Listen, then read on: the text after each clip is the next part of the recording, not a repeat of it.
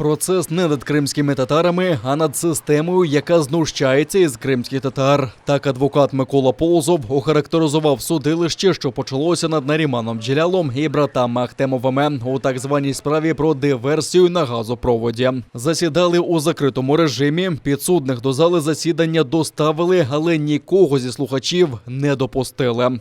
Держатся они очень хорошо, настрой у них боевой, они готовы отстаивать свою невиновность.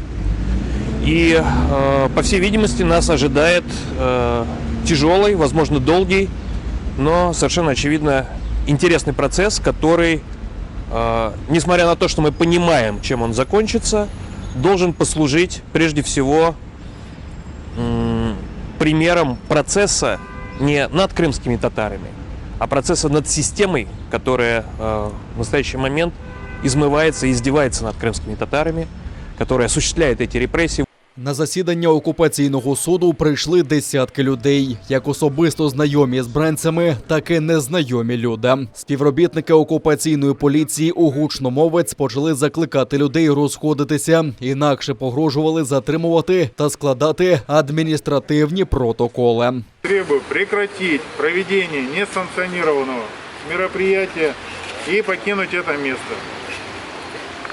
А какие у вас сведения есть, что сейчас проводится мероприятие? Повторяю, для тех, кто меня услышал. На наше утверждение о том, что никаких мероприятий не проводится, то, что мы не нарушаем никаких законов, наша полиция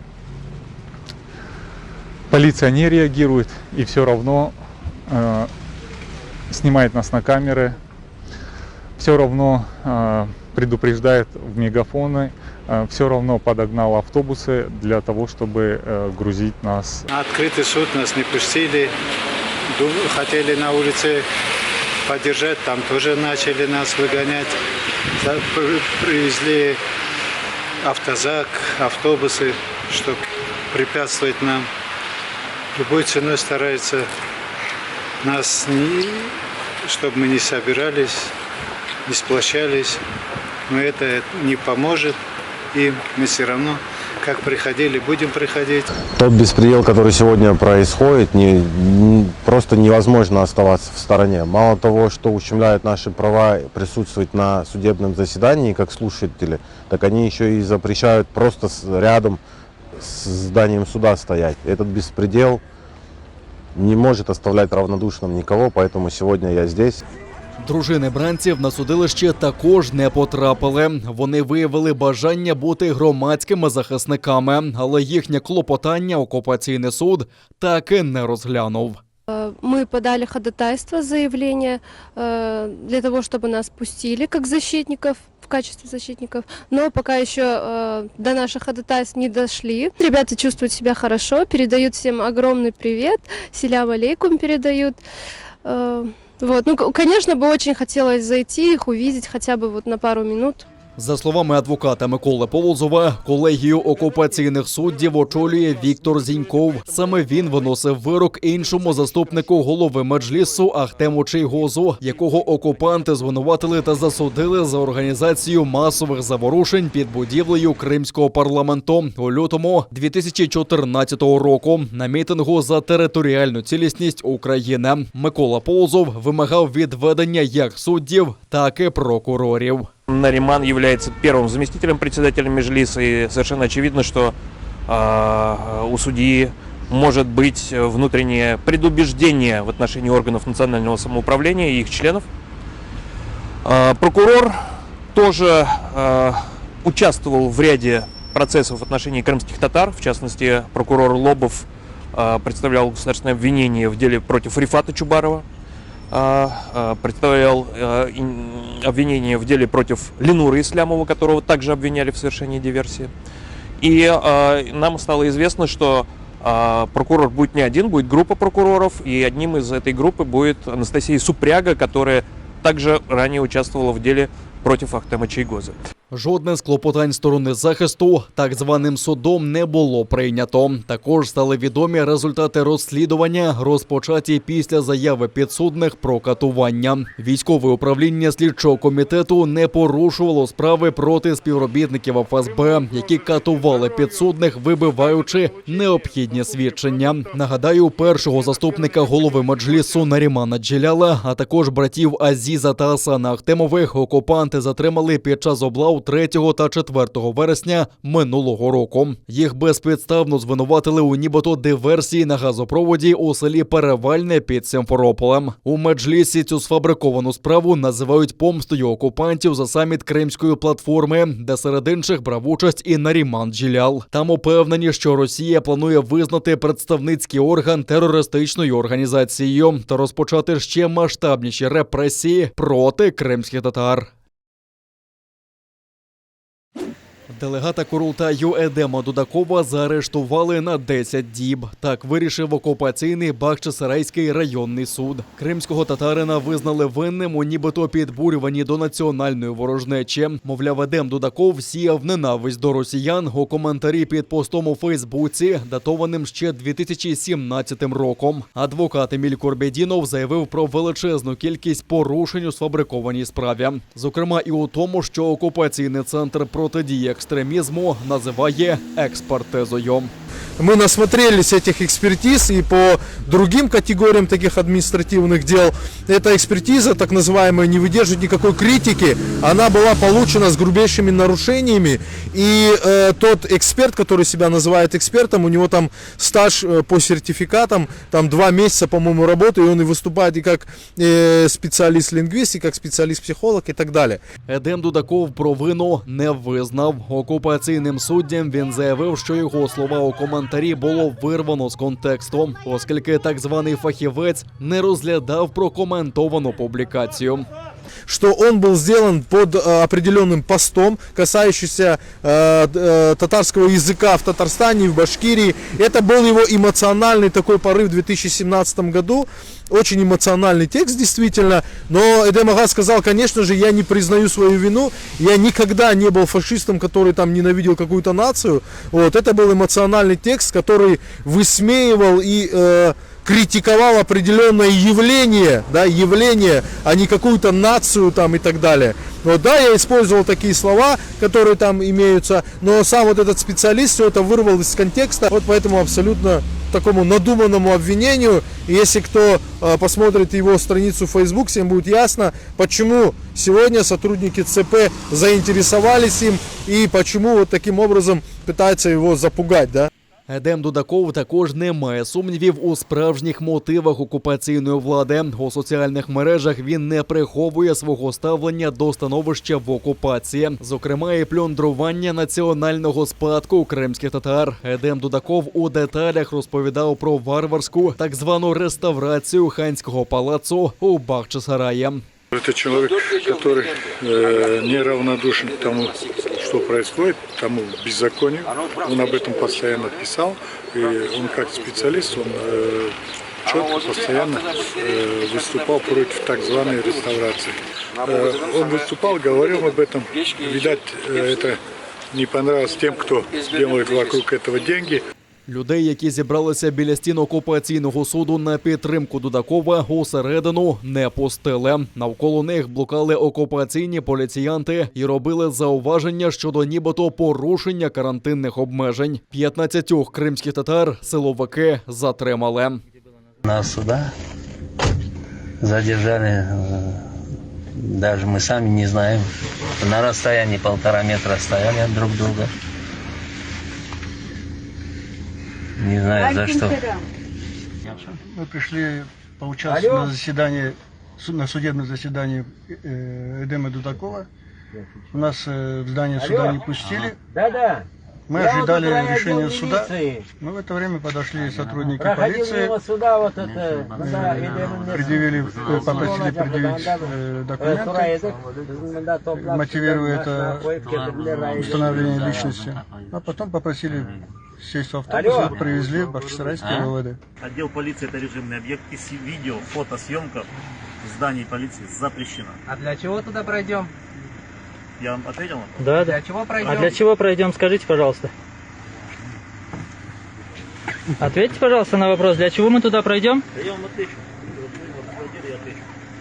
Серед затриманих громадянський журналіст Кримської солідарності Азіз Азізов та мати політв'язня Сірана Салієва Зодія Салієва. У відділку їй стало зле, довелося викликати швидку допомогу, а захисників майже 3 години не пускали усередину. Згодом в присутності юристів окупаційні поліціянти зібрали пояснення, і лише приблизно за 6 годин після затримання з окупаційного відділку поліції почали відпускати затриманих.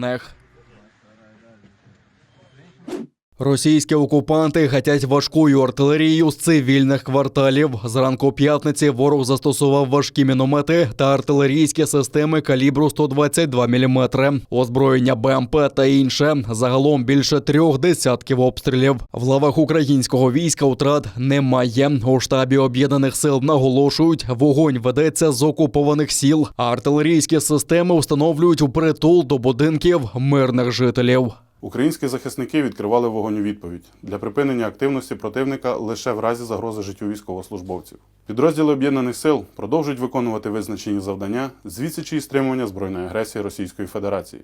Запеклі атаки російських окупантів не вщухають уже другу добу. У четвер зафіксовано 60 ворожих обстрілів. Застосували усе, що мали – від важких мінометів та протитанкових комплексів до ствольної артилерії та навіть танка. 2 українських воїнів поранені та нині у шпиталі. Не гребують окупанти і вогнем по цивільних. 2 людей поранені, ще 3 зазнали контузій. Під удар артилерії потрапили мирні квартали Старого Айдара, Лобачевого, станиці Луганської та Врубівки. У зоні ураження опинились дитячий садочок та Врубіївський ліцей. На момент атаки у ньому було 30 учнів та 14 працівників. Ми почали чути, що десь щось трапляється, тобто розриви чи снаряди падають. Вчителі дуже швидко зреагували, вони вивели усіх дітей в ті місця небезпечні, які є у нашій школі або у ліцеї. На жаль, у нас немає бомбосховища, тому небезпечні ці міста діти знають вже і лягли на підлогу всі. Одразу по тому почувся сильніший розрив. Потужний снаряд калібру 122 мм прилетів на спортмайданчик. Також спалахнула котельня. У дітей була дуже істерика, деякі малечі плакали, вчителі їх намагалися заспокоїти. Потім почали швидко збиратися батьки, ті, які мешкають поряд з ліцеєм, і почали забирати своїх дітей до домівок. Але не всі діти місцеві, імена СМТ Врубівка, ці діти залишалися у ліцеї разом з вчителями. Ворог, ймовірно, готує і нові провокації. Головнокомандувач Збройних сил Валерій Залужний заявив, що з прифронтових міст і сіл окупованої території планується евакуація людей. Генерал Залужний нагадав, що усю відповідальність за становище на окупованих українських землях несе держава-окупант Російська Федерація. А Україна поінформувала міжнародні організації про підготовку ворогом збройних провокацій. Обстріл мирних мешканців Луганщини – російська провокація під фальшивим прапором. У цьому упевнений прем'єр-міністр Великої Британії Борис Джонсон. У Канаді, Сполучених Штатах та Європейському Союзі також не мають сумнівів, що атака цивільних була провокацією російських окупантів. Борис Джонсон припустив, що найближчим часом можливі нові обстріли з метою дискредитувати Україну. Ми знаємо, що це була сфабрикована операція під фальшивим прапором, покликана дискредитувати українців, покликана створити привід під робну провокацію для дій Росії. Ми дуже боїмося, що це те, що ми побачимо більше протягом кількох наступних днів. Хотіла звинуватити Україну у саботажі Мінських угод, а отримала відсіч. Рада безпеки ООН закликала Росію не визнавати власні псевдоутворення на окупованому сході України та підтвердили, що не бачать ознак деескалації біля кордонів нашої держави. Засідання скликала Росія, яка нині головує у Раді безпеки. Її представник намагався звинуватити Україну у нехтуванні Мінськими угодами та перекласти провину за атаку на станицю Луганську Луганську у четвер. Саме російські окупанти обстріляли прифронтове село з важкої артилерії. Постріли з окупованої території влучили у дитячий садок та пошкодили цивільну інфраструктуру. Є постраждалі і серед мирних жителів. На звинувачення Росії ніхто не пристав. А от український представник Сергій Кислиця наголосив, що підривом Мінських угод є саме визнання російських утворень так званих ЛДНР.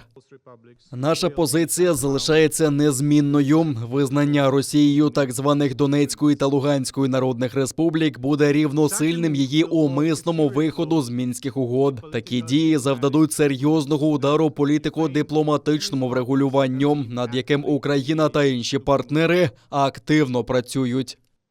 У Росії є вибір – стати на шлях деескалації і дипломатичного діалогу або випробувати рішучу консолідовану відповідь міжнародного співтовариства, заявив Кислиця.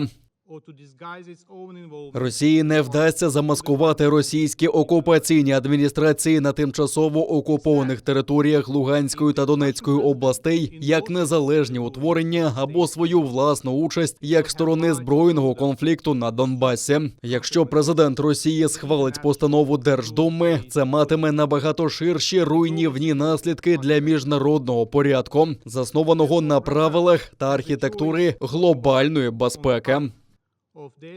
За підсумками засідання Франція, Німеччина та ще 4 європейські країни закликали Росію в ООН не визнавати власні псевдоутворення. Держсекретар США Ентоні Блінкен заявив, що загроза масового російського вторгнення до України нікуди не зникла. Але це не лише загроза, яка нависла над Україною. Це є найбільшою загрозою миру та безпеці у всьому світі. За його інформацією, Росія планує створити привід для нападу на Україну.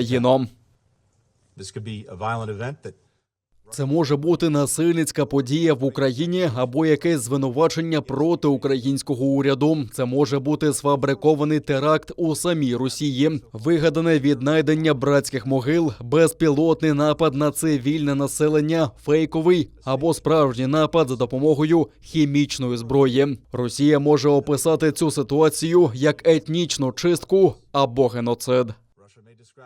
Блінкен додав, що протягом кількох останніх днів російські медіа активно звинувачують Україну в обстрілах, і це усе для того, щоб знайти привід для виправдання війни.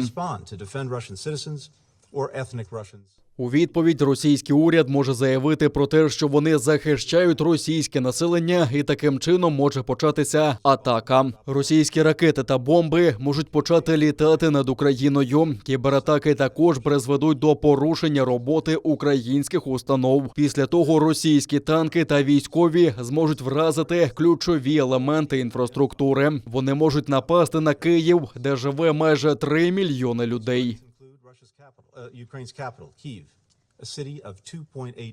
На вільній території України майже 35 тисяч випадків коронавірусу за добу. Найбільше захворіло у Києві, а також на Одещині, Дніпропетровщині, Донеччині та Харківщині. При цьому 30 тисяч українців напередодні одужали, а от 3330 людей потрапили до лікарень. У МОЗі заявляють, що кількість ушпиталень порівняно із попередньою дельта-хвилею зменшилася у 2-3 рази.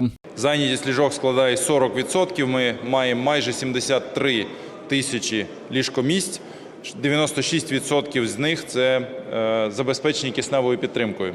За минулу добу від ковіду померли 282 людини. У червоній зоні епіднебезпеки 5 регіонів України – Закарпаття, Івано-Франківщина, Луганщина, Рівненщина та Хмельниччина. На жовтому рівні – Полтавщина та Чернівеччина. Інші регіони – на помаранчевому рівні епіднебезпеки. Єдиний спосіб зупинити епідемію – це вакцинація, запевняють в уряді. Від початку вакцинальної кампанії більше 15,5 мільйонів українців отримали принаймні одну дозу вакцини, 45 мільйонів безпечних вакцин поставлено в Україну, тобто ми маємо їх в достатній кількості для всіх охочих, в тому числі для бустерних доз.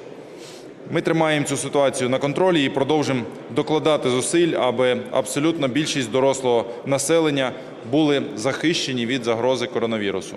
А в окупованому Криму стабільно багато інфікованих. За сумнівними підрахунками окупаційної влади виявлено 2055 нових випадків COVID-19. При цьому 9 людей на півострові не змогли подолати цю хворобу та пішли з життя.